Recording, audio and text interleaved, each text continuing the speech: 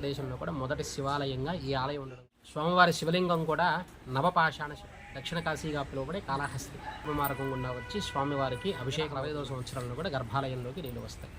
చరిత్ర సంస్కృతి రంగాలలో మన ఆంధ్రప్రదేశ్ ఎంతో ప్రత్యేకతను సొంతం చేసుకుంది. ఎన్నో అపురూప ఆలయాలకు శిల్పాలకు ప్రసిద్ధి చెందింది. అందులో ప్రత్యేకంగా పేర్కొనవలసిన ఆలయం ఇది. మన భారతదేశంలోనే తొలి శివాలయంగా గుర్తింపు పొందింది. దేశ విదేశ పర్యాటకుల్ని ఎక్కువ ఆకర్షిస్తుంది కూడా. పైగా ఇక్కడున్న శివలింగం మనం తరచూ చూసే శివలింగం లాగా కాకుండా ప్రత్యేకంగా పురుషాంగ రూపంలో ఉంటుంది. ఇదే ఇక్కడి ప్రత్యేకత. ఇటువంటి శివలింగాన్ని ప్రపంచంలోనే ఇక్కడ తప్ప ఇంకెక్కడా చూడలేము. చాలా అరుదైన శివలింగం ఇది. ప్రొటెక్టెడ్ మాన్యుమెంట్స్ రక్షిత స్మారక కట్టడాలలో ఈ గుడి కూడా ఒకటి. ఈ మహా అద్భుతమైన శివాలయం తిరుపతి జిల్లా ఏర్పేడు మండలంలోని మారుమూల గ్రామమైన గుడిమల్లాంలో ఉంది. గుడిమల్లాంలో ఉన్న శివాలయంలోని శివలింగం దేశంలోనే అరుదైన శివలింగానికి ప్రసిద్ధి. అంతేకాదు దేశంలోనే చారిత్రక తొలి యుగపు తొలి శివలింగంగా కూడా గుర్తింపు పొందింది.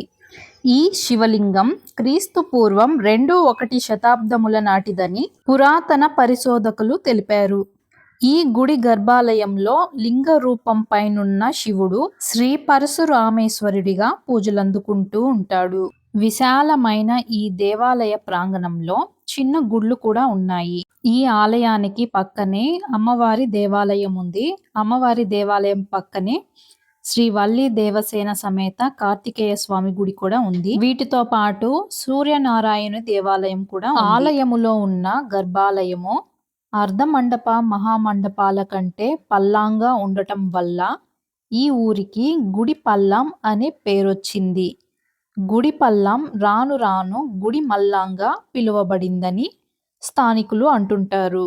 అత్యద్భుతమైన శిల్పశోభితమైన ఈ ఆలయం చాలా కాలం కాలగర్భంలో కలిసిపోయి వెలుగులోకి వచ్చింది. 1911లో శ్రీ గోపీనాథురావు అనే పురాతత్వవేత్త ఒక ఏడాది పరిశోధనలు జరిపి ఈ శివలింగం ఉనికిని ప్రపంచానికి మొదటిసారిగా తెలియజేశారు. ప్రపంచంలో ఎక్కడా లేని విధంగా పురుషలింగాన్ని పోలి ఉండే పరశురామేశ్వరుడి లింగము సుమారు 5 అడుగుల పొడవు 1 అడుగు వెడల్పు కలిగి ఉంటుంది. పరశురామేశ్వరుడు మానవ రూపంలో మహావీరుడైన వేటగానిలాగా ఉంటాడు. పరశురాముడు యక్షుని భుజాలపై నిలబడి కుడి చేతిలో తల క్రిందుగా ఉన్న గొర్రె పొట్టేలు కాళ్లను పట్టుకొని ఎడమ చేతిలో చిన్న గిన్నెను పట్టుకొని ఎడమ భుజానికి ఒక గండ్రగొడ్డలి తగిలించుకొని దర్శనమిస్తాడు. ఈ గుడి ప్రత్యేకతలకే కాదు రహస్యాలకి కూడా ప్రసిద్ధి. ఇక్కడ నేను నిలుచొని చూస్తున్న చోటు నుంచి ఏడాదికి ఒకసారి సూర్యకిరణాలు నేరుగా స్వామివారి పాదాలపై పడుతాయి. ఈ నీటి బావి స్వామివారి అభిషేక జలానికి కట్టిన బావి ఇది.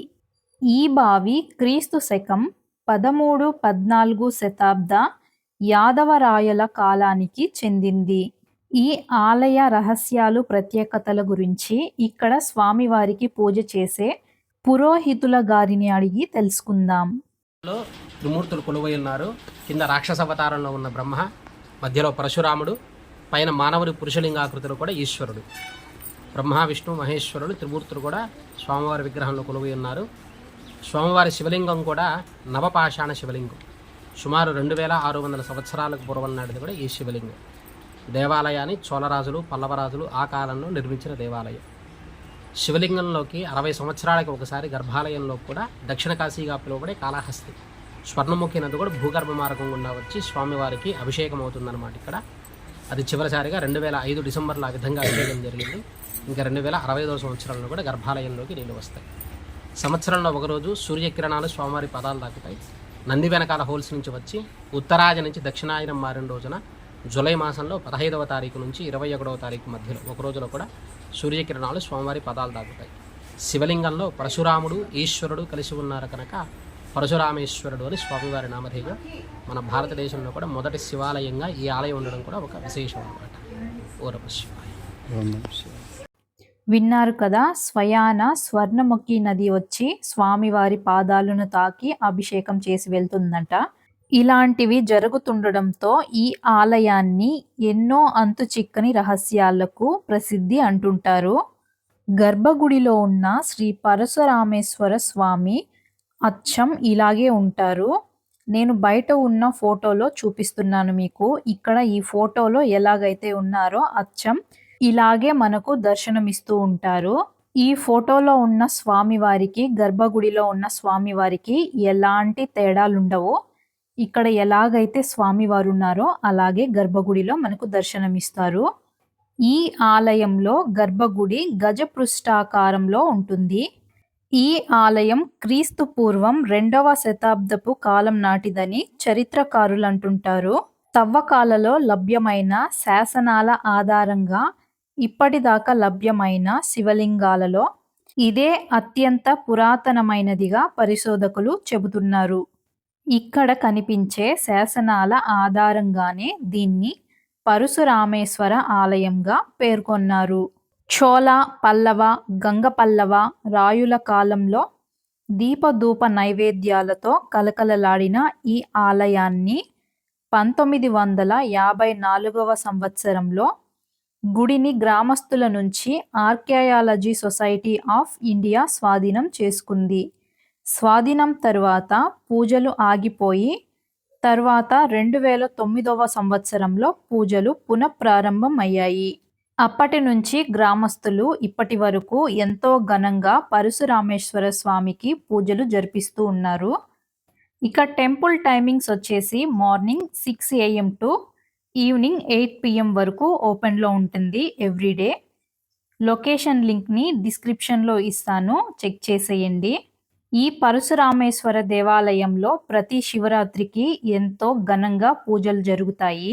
ఎక్కడెక్కడి నుంచో భక్తులు ఎక్కువగా తరలి వస్తుంటారు పరశురామేశ్వర స్వామి వారిని దర్శించుకోవడానికి. గుడిమల్లం చేరుకోవడానికి భక్తులకు తిరుపతి నుంచి ఆర్టీసీ బస్సులు మరియు టీటీడీ దేవస్థానం ఏర్పాటు చేసిన బస్సు సౌకర్యం ఉంది. అలాగే ఆటోలు మరియు ఇతర వాహన సదుపాయాలు కూడా ఉన్నాయి. ఈ ఆలయం చుట్టుపక్కల ఎంతో ఆహ్లాదకరమైన వాతావరణంతో కలిగి ఉంటుంది. పిల్లలతో పాటు ఇక్కడికి వస్తే ఎంతో ఆనందంగా గడపవచ్చు. కనుక ఇంతటి ప్రత్యేకత, రహస్యాలు కలిగి ఉన్న ఈ దేవాలయాన్ని ఖచ్చితంగా ఒక్కసారైనా వచ్చి మనం దర్శించుకోవాల్సిందే. అంత అద్భుతంగా ఉంటుంది ఈ దేవాలయం. జీవితంలో ఒక్కసారైనా దర్శించవలసిన ఆలయాల్లో ఇది కూడా ఒకటి. ఇక ఈ వీడియోను మీ ఫ్రెండ్స్ అండ్ ఫ్యామిలీకి షేర్ చేయండి. మరిన్ని మంచి ఇలాంటి వీడియోస్ కోసం నా ఛానల్ను సబ్స్క్రైబ్ చేసుకోండి. మరొక మంచి వీడియోతో మళ్ళీ కలుద్దాం.